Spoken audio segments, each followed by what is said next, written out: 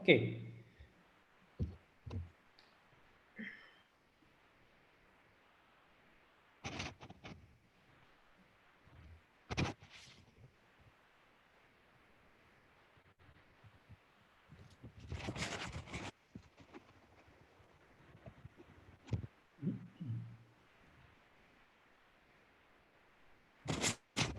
Bom dia. Hello. Vamos aguardar pouco mais. Let's wait a couple of minutes. In 2 minutes we will start. Eu estava a testar. Aqui fazemos to check, we say check, check, 1, 2, check.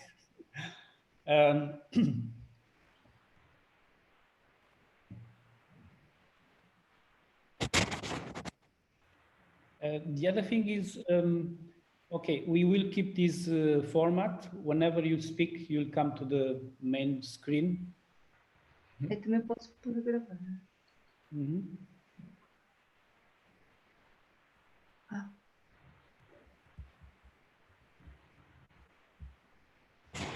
Mandei uma mensagem. Acho eu. Recebeu a minha mensagem? Não. Tinha que pedir permissão para fazer a gravação. Não, mas não faço a gravação, porque já está a fazer, eu já estou a fazer, depois eu partilho. É? Também fica está no YouTube, portanto qualquer pessoa pode depois aceder. Okay, we will start. It's a wonderful day. The weather, it's shining today.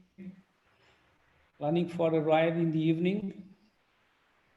I did a wonderful ride yesterday.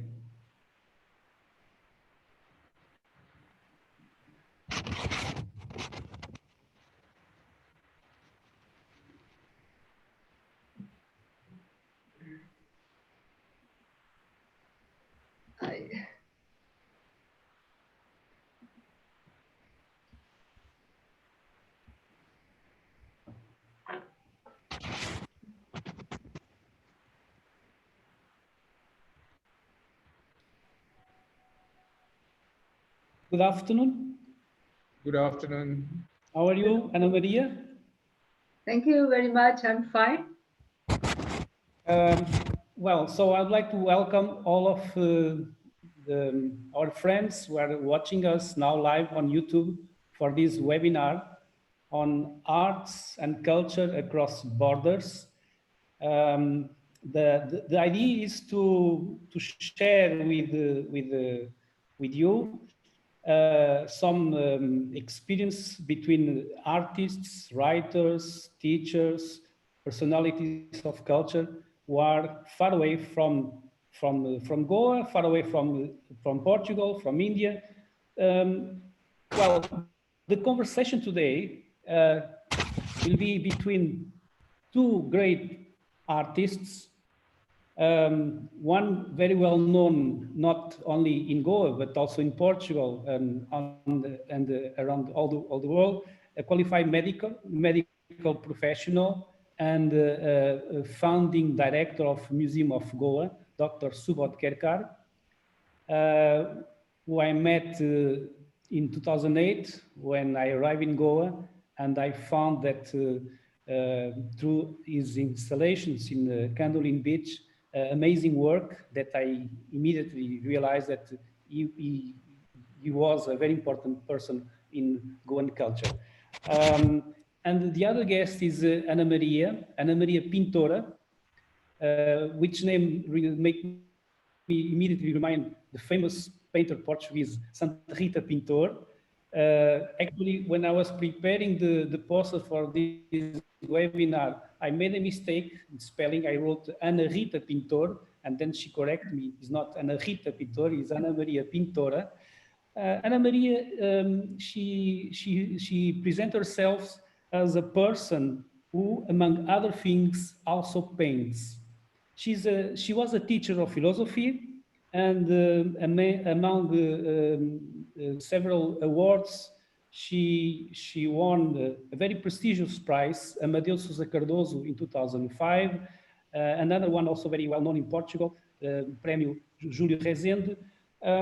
So I'm not going to take too much time of this interaction, because what we want to listen, it's the two artists, how they are dealing with the pandemic, how, in which way they manage to probably to found a new creative work and another kind of expression.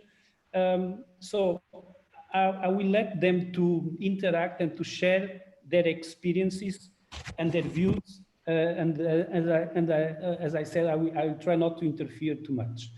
But before that, I would like to also go again to Ana Maria and to share with you a short video which shows a part of her work.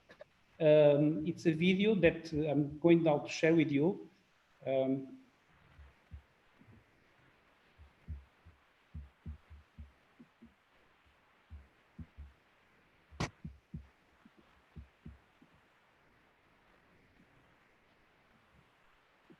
Nos joelhos de uma bisavó ceguinha, muito velhinha, a ouvi-la contar-me histórias rurais, das quais eu me lembro de alguns detalhes que me impressionavam. As aventuras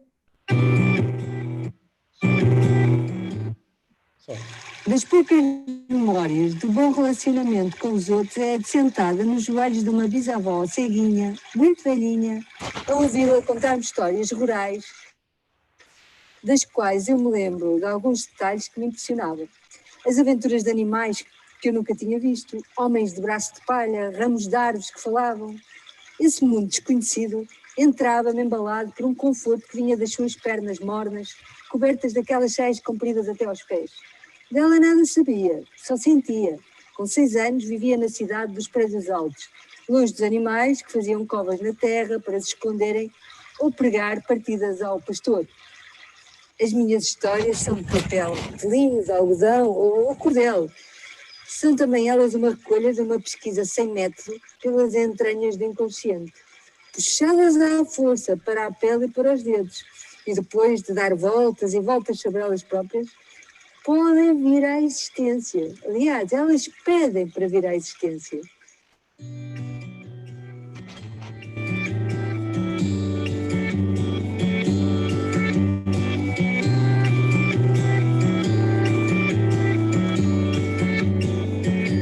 Sempre gostei muito de trabalhar com matérias-primas boas, o linho, as telas de linho, a tinta de óleo, mesmo de óleo, não é? Sem ser os acrílicos. Desde sempre que trabalhei em papel quase sempre de algodão, era capaz de fazer alguns quilómetros para encontrar uma folha de papel de algodão cujas fibras fossem tão puras que ele fosse de uma brancura. Até que desenvolvi, nestes últimos anos, porque também tinha mais tempo, a possibilidade de fazer eu o meu próprio papel. Então eu acho que também fui sempre explorando o meu trabalho artístico como uma metáfora. Portanto, aquilo nunca é o que está, é aquilo que pode estar por trás, é aquilo que o outro interpreta e tem sempre uma dimensão de imaginário. E isso passou também a ser o meu desafio, até que ponto eu posso continuar a criar metáforas. Então mesmo na dança, ou eu faço muitas vezes performance, ou no desenho, a ideia é sempre não tornar claro, porque o que é claro demais nunca é muito interessante, não tornar complexo gratuitamente, mas tornar misterioso e tornar para que isso seja um desafio. Se considero um grande artista que depois que não conheci, mas conheci bem o trabalho dele, pode ser que foi o Picasso, foi muito importante realmente, não é? De repente a gente acha todos que não fosse o Picasso, ou eu pelo menos acho que a maior parte do trabalho que fazíamos não fazia sentido, e portanto ele revolucionou e transformou todo o conceito que nós temos de arte contemporânea. Eu acho que se alguém é muito importante, ele é. Não é que eu me identifique com o trabalho dele, não é? Agora, é um nome que é importante, não é? Todo o processo criativo. E agora há outros pintores que eu gosto muito, porque acho que se calhar tinha alguma coisa da minha personalidade, sei lá, o Paul Klee, ou Kandinsky, ou o Klimt, pois assim, ou o Miró, quer dizer, pelo imaginário, pela maneira como eles desenvolveram o trabalho, muitas vezes até em pequeno formato, mas nunca tentei seguir ou inscrever-me numa corrente, não, isso nunca, não é? Até porque estou um bocado marginal, porque como dei aulas de filosofia há muitos anos, não é? entretanto agora há 5 anos que já não dou, portanto também estive um bocado à parte da escola, da formação académica, ou de professores, não é? Não tive professores, nem mestres, nem esse tipo de... que faz falta.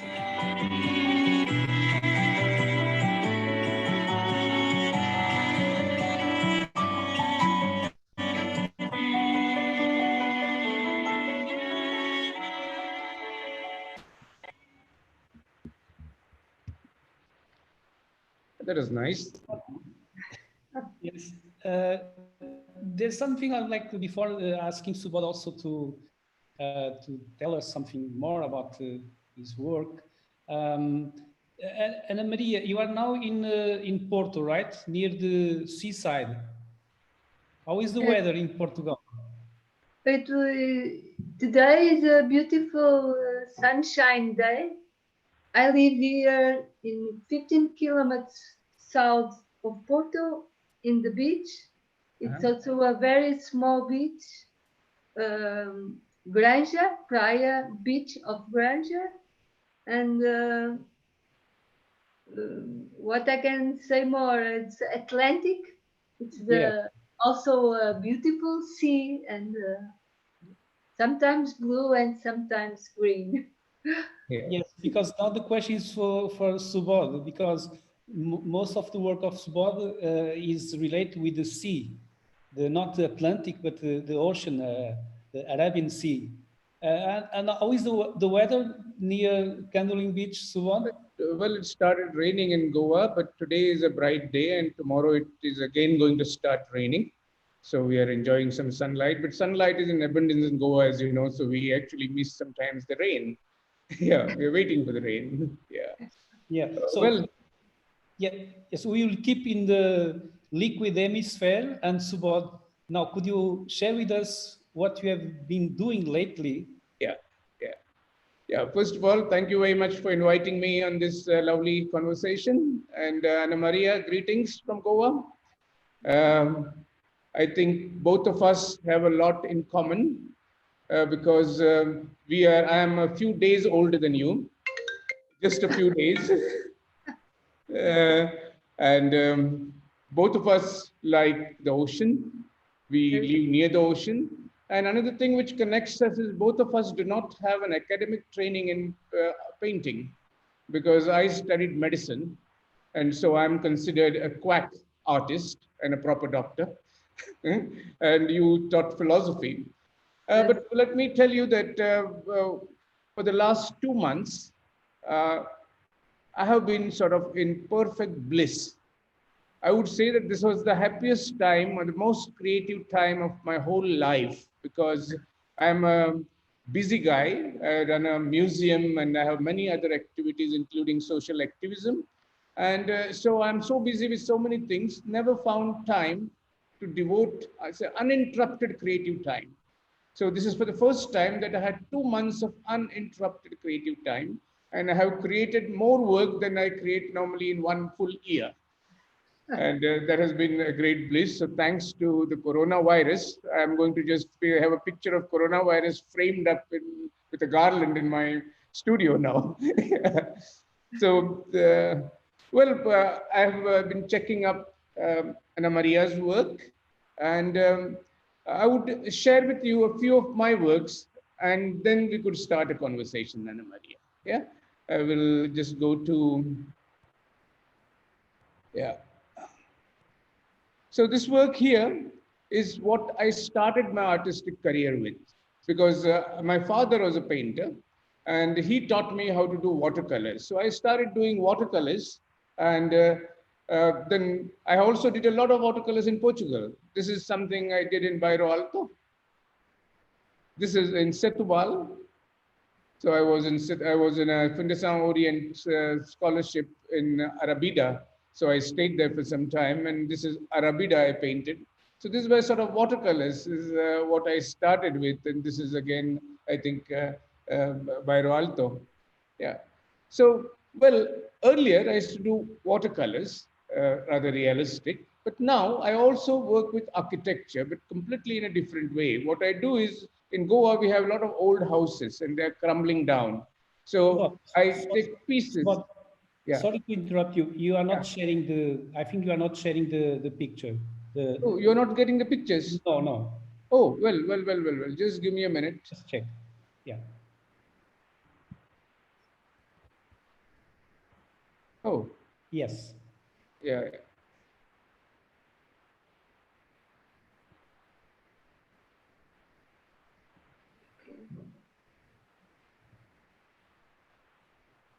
Oh, I'm sorry. Yeah, fine. Yeah. So I will just start with my, yeah. Yeah. So these are the watercolors I did. This is Bairro Alto. These were done sitting down there when I was in Portugal. This is a street in Setúbal. This is Arabida. This is again Bairro Alto. So this is my very early works. This is how I started as an artist. But now I do something completely different, and it is very conceptual. So this is my new work with architecture. So these are pieces of wall from old Goan houses. You know, we have a very special architectural language in Goa, which is very much influenced by the Portuguese. So it is Indo-Portuguese architecture. And so the houses in Goa were not allowed to be painted in white. There was an unwritten rule that they had to be either painted in blue, ochre, or in red oxide. So this house is 150 years old. These are the pieces of the wall.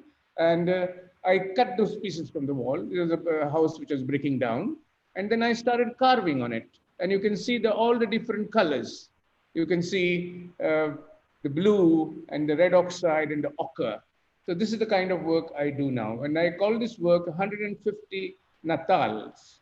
That's because before Natal, before Christmas, everybody paints their house. Of course, now we have antifungal colors, but Goa has very heavy rainfall. And so if you use the lime, then within one monsoon, the colors have moss on it. And then it has to be painted every year. So this is my work with the old Indo-Portuguese architecture. Yeah. You can see the layers of colors. It's almost like a little bit of anthropological, archaeological work. These are my works which are on the beach. I call myself an ocean artist, and ocean is my canvas. So I do a lot of work on the beach. So this is just a crater in the sand, and I have put a disc with lights underneath it. Look at that. So when I did this work, I felt almost like I have created a new planet. And I called it the 10th planet. Yeah, it was almost an accidental work. And then I started working a lot with sand and light. These are just cones, the cones of sand, and then there's a little moat, and I have electrical bulbs inside them. This is what I call the sand remembers the sunset.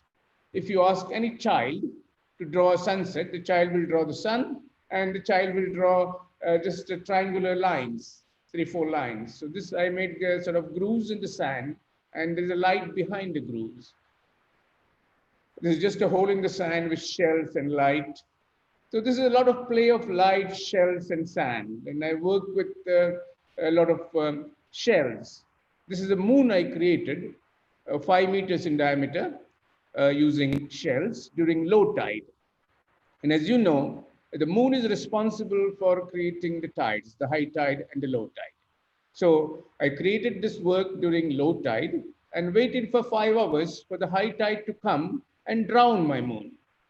So the moon which creates the tide is drowned by the tide.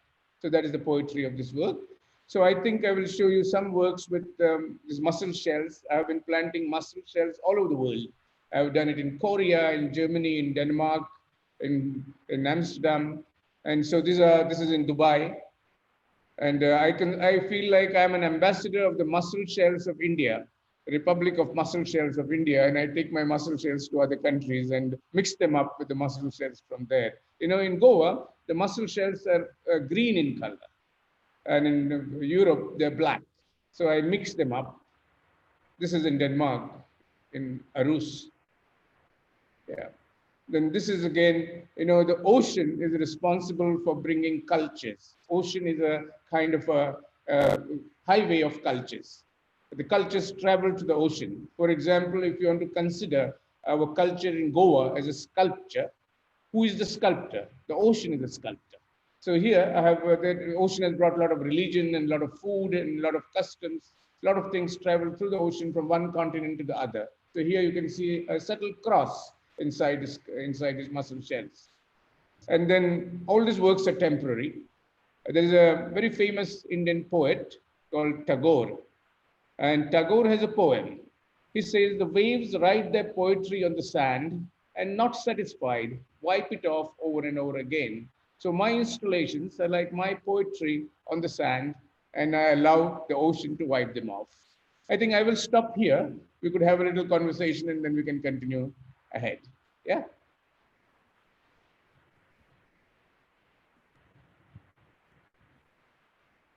Yeah. Ana Maria, could you now just, probably I would like to ask you one thing. I don't know if you have this in mind to speak with us about this, but I know that you work in a project called the House of Mu. What was exactly this, the House of Mu? House of Moods. Mu. So all my life, I try to understand why I like so much to be child, to be like always a children.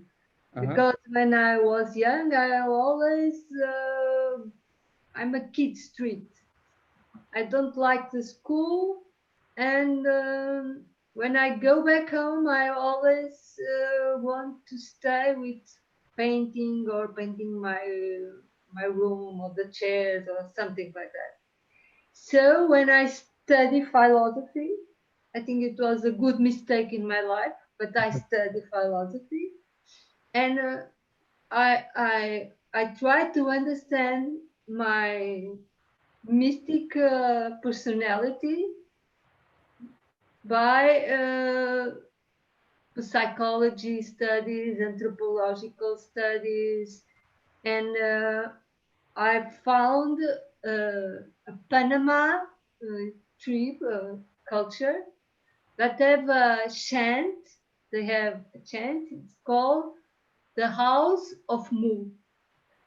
And that story, that myth was so interesting because that myth explains how a child born in a difficult way, when it's happened in a difficult way. And that born that was helped by a shaman in Panama Kuna Street. And that shaman bring a lot of men like Helios to help in this difficulty, is to give born to something. And all this is doing in a chaos, in a chaotic chanting. Everybody sings, but in a chaotic. And it seems like the burning is it's a fight between the who don't want this is happen and really the life that must be happen, something like that.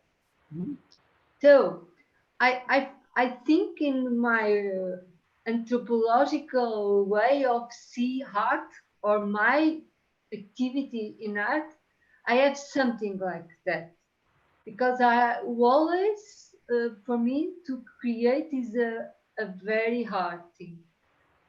Most of these pictures you are seeing, I use a very small brush, maybe number 1 or 00. I still do it with this age, and I never know what I'm going to do. It's like a game, and I put it very difficult, that game. And I never, since I was young, I never want to explain my art or my creativity in a story, in a conceptual story. And because I love so much my freedom that I was afraid that when I have a story for this, I have to repeat it. So I don't want that. I want to make it, keep it my way in so freedom that then I can use my creativity in different forms, in different paintings, in different calligraphies, in different communications, and because I love to communicate and I love people. I've always said that my life is for giving something for people. So last maybe 8 years, I also work a lot more here. I work a lot with rural communities or people from not so rich places and with museums in educative service. And I find this is a so good compliment for me because I put people doing things they never think it is possible, and they do it by itself.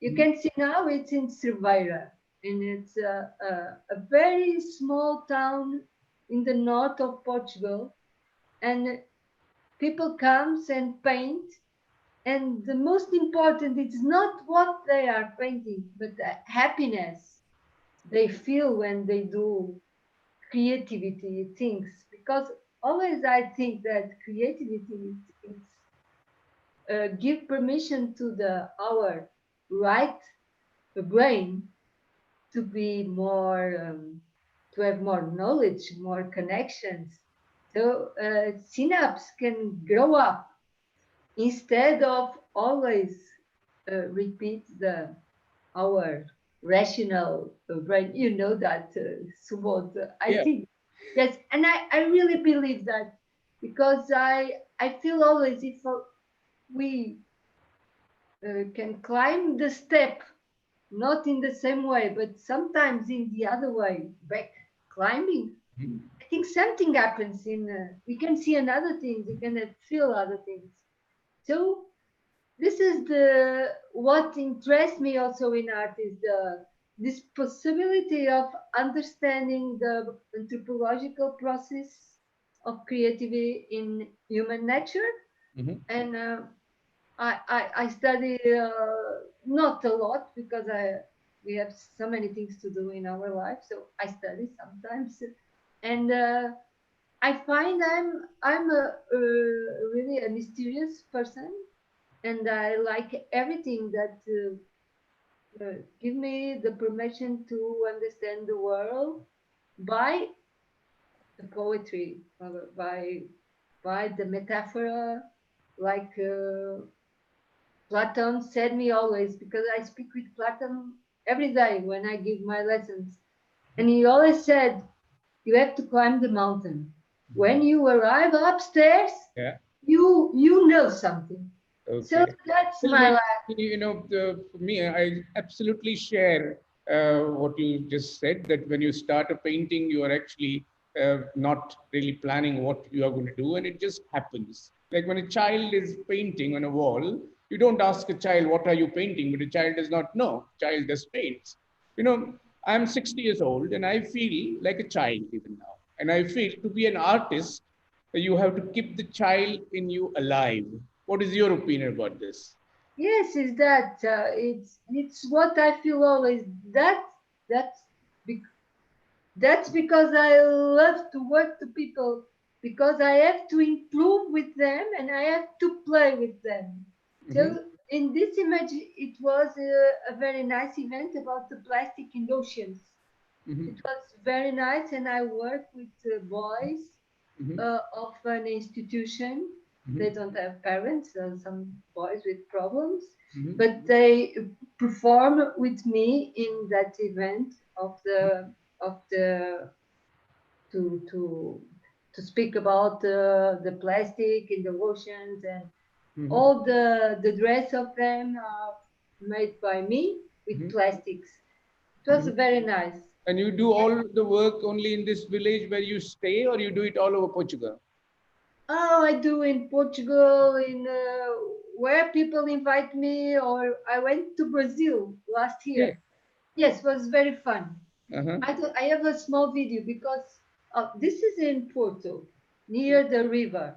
Uh-huh. It was very nice. These are not artists. These people, they You're come. really a very multi-talented artist, because you do performances, you do paintings, you do poetry, you do a lot of different things. Yes, yes. Maybe I And don't. what did you do during the COVID time? What did you do during this time? Because for me, this was a very creative time. What did you do?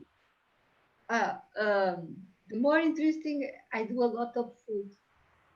I never Huh? make, I went to the kitchen all the day because normally I don't eat so much at home. I have to Okay. go and eat something. I go to a small restaurant or a snack. Mhm. Now I find that I can cook. It's not so bad to spend 1 hour, 2 hours in the kitchen every day. That's one good thing. I find it's possible to live in the kitchen also a lot of Okay. time. And because my life, because I'm a painter, it wasn't so different. Because Is it? every day I go to my office, to my atelier, and I paint. I do my things. Then I go to another place. I have there in the north, you saw the video, in the countryside, Mhm. and my life was not so different. Only I can produce more, as you said, because I didn't went to a meeting or to Okay. the south or to the Okay. north to speak with Yeah. people. So I have all my time for me, and I produce a lot. You're That's true, enjoying it. Yeah. and I feel well with that. That That's good. was That's good. good. I I feel think all the peaceful. world should be grateful to art Of during this lockdown period. Because can you imagine, if we did not have art, the world would have gone crazy. I it's mean, uh, impossible. Yeah. all the people in the world during this lockdown period put their head on the shoulder of arts, Yes. music, cinema, Yes. literature. And if Yes. this was not there, I mean, the world would have gone insane. So I think art is not just the foundation of civilization. The civilizations are born in the womb of art, and I think it is very, very important to keep the sanity of the world, to keep the Yes. world at peace with itself. I'm going to show you a few more works of mine, and then we continue the conversation. Yeah. Yes. Yeah. So now I come to, can you see the screen? No. No. No? No, okay. So I'm going to share screen. Yeah.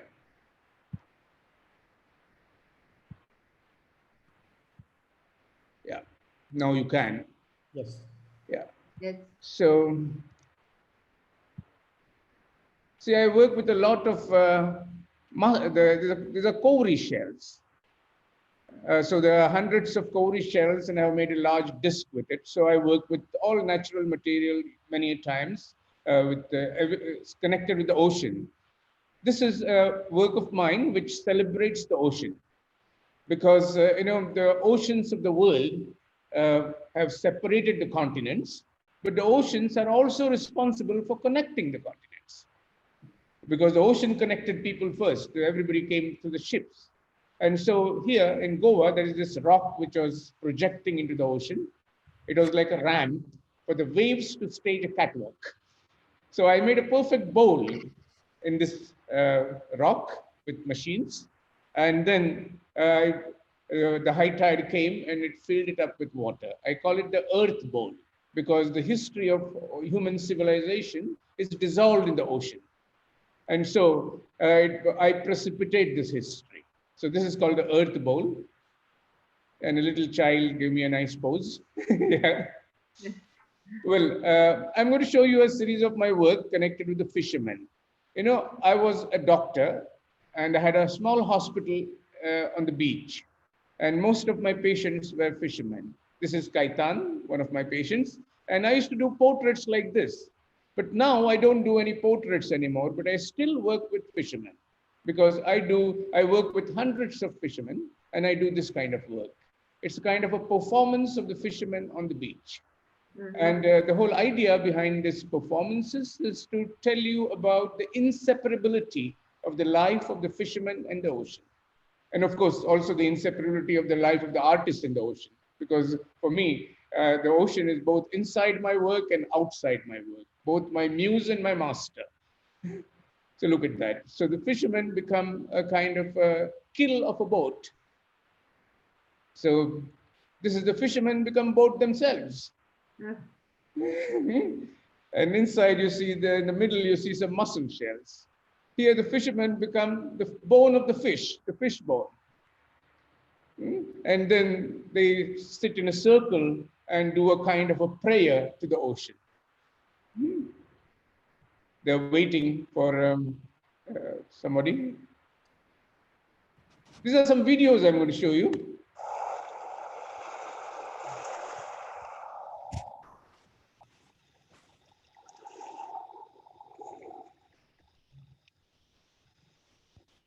So this is called the sunset with the eclipse sun.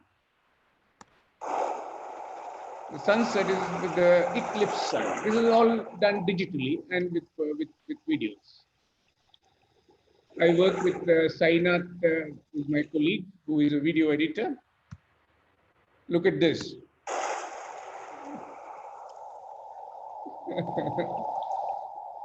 I normally post this kind of things on my Instagram because my Instagram is a kind of an educational tool. Because one of the most important thing I want to share with you is, unlike in Portugal, where you have quite a lot of museums, the children have a lot of opportunity to go and visit the museums. So everybody knows about Picasso. Everybody knows about so many because they have the museums and they go and see. But in India, we do not have this facility. We have very few museums. Like mine is one of the very few contemporary art museums. It's the only contemporary art museum in Goa. And so most children in Goan schools and also in the universities have no exposure. So India is a country of 1.3 billion, but out of 1.3 billion, only about 100,000 people connect with contemporary art. So one of my activities is art education, and I'm doing it through digital media. Yeah. This is this sculpture is also made with old fishing boats.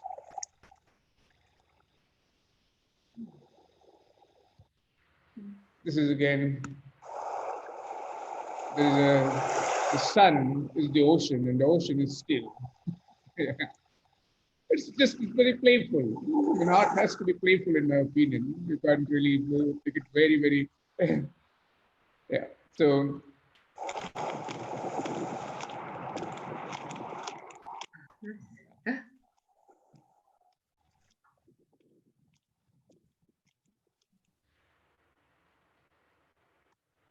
yeah, this is one. This is again, fishermen just walk on the beach.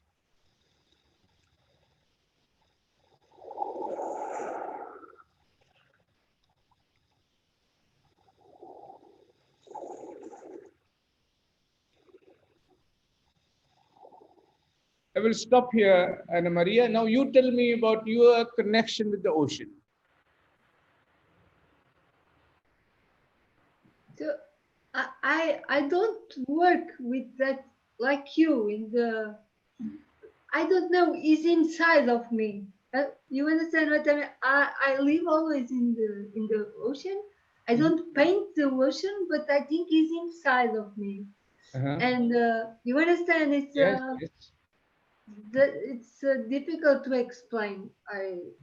When I went to Goa, because I went to Goa in January, February this year. Yeah.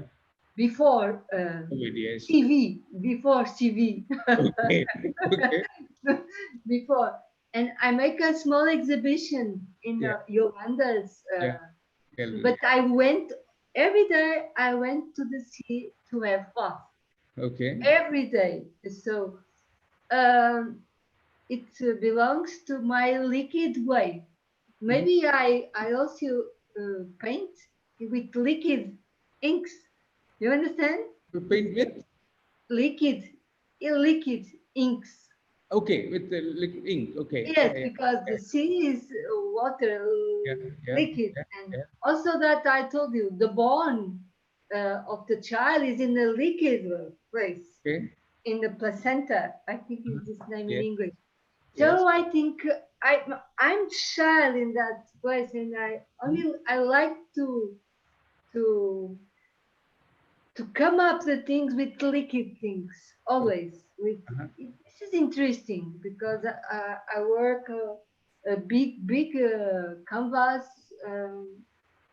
with oil, but also a lot of liquid in the up of the screen. So my English is sometimes not very good. And tell me, And when I stay in Goa, I feel always that connection with Portugal in my culture and Goa. And from I think when I go around, I speak with people, and Mr. Antonio or Caetano or someone in Portugal that comes and I speak, makes me to go on in the street always with a smile. Because I feel so happy.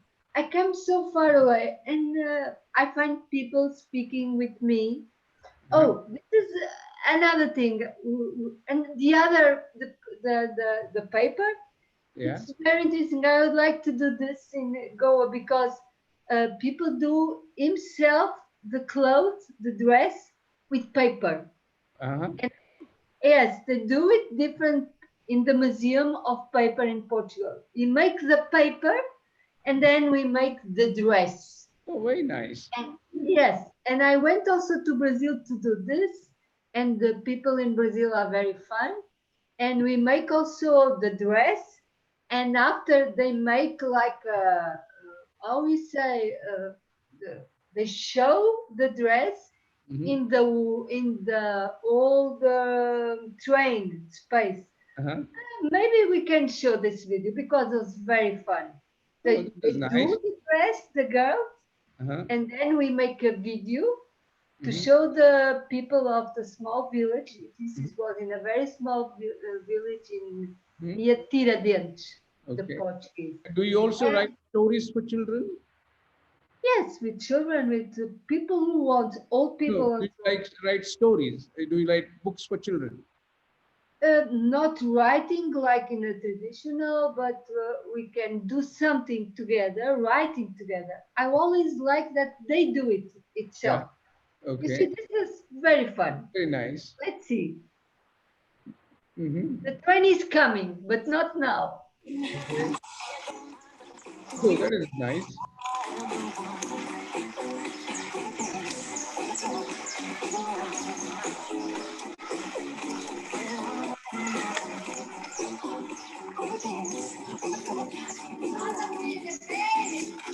Oh, that's very nice. Yes, and they feel so happy. You understand? Because we do this in 3 days. We do everything. We did everything, and they feel so happy. Then they come out to the street, and this is the train pass here. It's Maria Fumaça, and go to Tiradentes. It's a very Portuguese also place in Brazil. So this communication is like bringing to also for my interior, to be like introspection always. What I am, what I want to do, and why I do things for the others. Yes. This is, I think, is my life, something like that. But I love also to bring some tradition. In Goa, my exhibition was about paper, traditional handmade paper. I take it to Goa, to that Yolanda's gallery, and each work belongs to a traditional story in the world. A traditional story in India, a traditional story in Azores, a traditional story in Portugal, because it seems like mythos, Greek mythos. The stories always want to say another thing. And the story will always develop our feelings about what they want to say with Okay. it. Oh, And lovely. sometimes I write my story. I think we have only 3 minutes now. Oh, it's fast, so fast, it was so good. Let me tell Yeah. you, your work is so interesting. It's so visual, and it's a pleasure to see. If we have 1 more hour, I can spend all the hour looking at Yes. No, I will come to your studio. I think I will love to come to your little village one day. with the And movement. You well, are so very Delphino, I would like to say something that art has many functions. One of the function is to bring out a child inside you, because I could just see the ladies walking with paper dress, and when the art intervenes, the child comes out. Yes. And yes, Picasso, your favorite artist, famously said that every child is an artist, but to remain an artist in adult life is difficult for many people. But you have managed to remain a child, and so have I. And another function of art I must talk about now is basically it breaks borders. We have a conversation is called Art Beyond Borders, and art is the universal language of mankind. And whatever happened between Portugal and Goa in the past, there are some people we have problems having good relationship with Portugal now because of something past. I believe that the past has to be forgotten, and it has to be we have to think basically about the one world. And art plays a huge role in as a facilitator for establishing connections between the whole humanity. So we must thank Delfino to have made this possibility to I, have a conversation. I have to thank you, all of you, both of you. As Subodh mentioned, past and future. I think that more important than past and future is now and Yes, the space that you use so well to make your creation. I would like to just to finish this interaction with a quotation of a text that Ana Maria sent me when she says that creation is a metaphor that generates new content, novelty, difference, and criticism. absolutely. Uh, and also using the words of Subodh about being child and childhood, and it's what makes us to dream. And I know that Subodh is a dreamer. And when I met him in 2008, he made me dreams a lot. Maybe because of this, maybe I could manage to change the nightmares in dreams. Thank you again, once again, both of you. And I would like, I hope to see you soon, probably in another kind of interaction, maybe physically next time, maybe in Portugal, who knows? Thank you. It will be a pleasure. Adios. Thank you very much, and See you. see you.